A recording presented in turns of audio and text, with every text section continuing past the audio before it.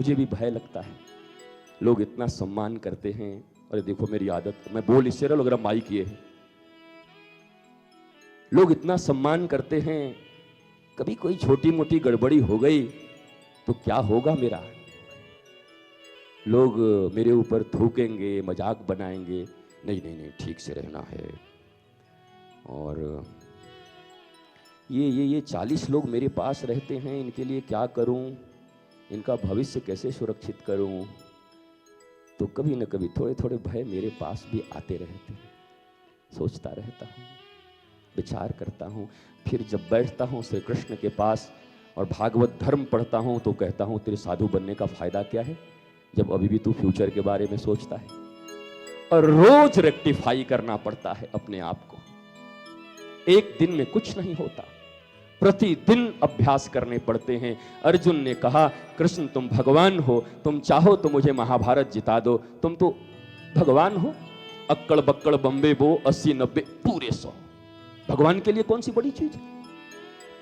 भगवान कहते हैं तू यही चाहता है ना, मनुष्य रूप में मैं भी आया, तू भी आया, तू ऐसा काम मुझसे करवाना चाहता है कि पूरी मनुष्य प्रजाति समाप्त हो जाए। ये गीता बनता भी क्यों, ये महाभारत हो भी क्यों रहे हैं?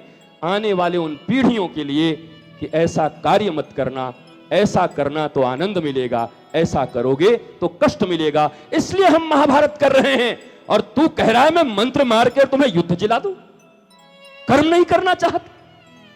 अब गीता का विषय अलग है। एक जगह कृष्ण कहते हैं कर्म से संन्यास ले ले, कर्म संन्यास। अर्जुन पकड़ लेता है, हम तो यही शुरू से कह रहे हैं, हमको कोई काम नहीं करना है। और भगवान बोले किसको बोल दिया? बोला कर्म संन्यास का अर्थ यह होता है फल रहित कर्म को ही कर्म संन्यास कहा जाता है।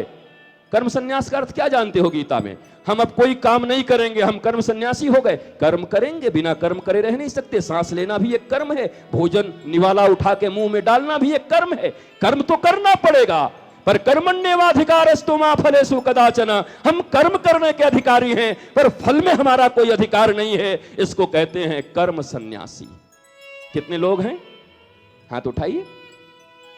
कर्म सन्यासी लोगों का चेहरा देखूं, आपके बगल में एक सेल्फी लूंगा कि एक कर्म सन्यासी मुझे मिले जो कर्म तो करते हैं पर फल की चिंता नहीं है। कौन है? हम मनुष्य हैं, क्षितिजल पावक गगन समीरा। इमोशंस है हमारे भीतर में, स्वीकार करना चाहिए। नहीं गुरुजी, अभी तो है हमारे भीतर में। जब कोई कर्म करते हैं तो परिणाम की इच्छा होती है कि अच्छा परिणाम आए। कोई पढ़ता है तो लगता है फर्स्ट डिवीजन पास करे, कोई चुनाव लड़ता है तो लगता है जीत जाऊं। कोई ना कोई तो आकांक्षा होती है गुरुजी, इसलिए कर्म सन्यासी अभी नहीं है। यह स्वीकार करने में क्या जाता है? लेकिन अंतिम पथ तो यही है कि कर्म सन्यासी बनने के बाद ही जीवन के टेंशन, डिप्रेशन, तनाव से मुक्ति मिल सकती है और एक मुक्त जीवन जी सकते हो। यह करना ही पड़ेगा। नहीं करते हो कोई बात नहीं, लेकिन दूसरा कोई रेमेडी अभी तक बना नहीं है। जो भी बना है वो कॉस्मेटिक है, सजावट है बाहर की। एक शादी हो रही थी और विदाई हो गई, और बाहर जैसे ही निकले दोनों तो भयंकर बारिश हो गई। वो पति ने कहा कहाँ गई? बोला हमें, अरे तो चुड़ैल लग रही। वो ऐसी सजी थी बेचारी, पानी बरसा, पूरा मामला खराब हो गया। बोला तू ही है, तेरे से शादी? बोला हाँ। हे भगवान, इतना बड़ा भूल। बोला अब तो हो गया, अब तो ले चल, अब कोई उपाय नहीं। तो ये कॉस्मेटिक्स लगाने से तुम्हारे चेहरे ढक नहीं सकते, बच नहीं सकते। और हम सब कॉस्मेटिक लगा रहे हैं ना। गोमेद पहनते हो ना, गोमेद कॉस्मेटिक। राहु, केतु, शनि, मंगल, बुध, गुरु। हमारा महाराज जी ऐसा है कि थोड़ा राहु खराब चल रहा है।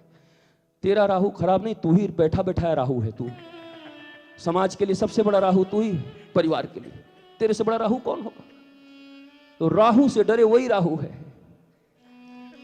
किम कुर्वन्तु ग्रहे शर्वा यत् केंद्रे बृहस्पति। उस व्यक्ति के सारे ग्रह मिलकर कुछ नहीं बिगाड़ सकते जिसके केंद्र में बृहस्पति हो, अर्थात गुरु हो। अर्थात जो अपने गुरु को केंद्र करके चलता है उसको जीवन में कोई ग्रह कभी कुछ नहीं बिगाड़ सकते। यह शास्त्र है साहब, शास्त्र की वाणी है। किम कुर्वन्तु ग्रहे सर्वा यत् केंद्रे बृहस्पति।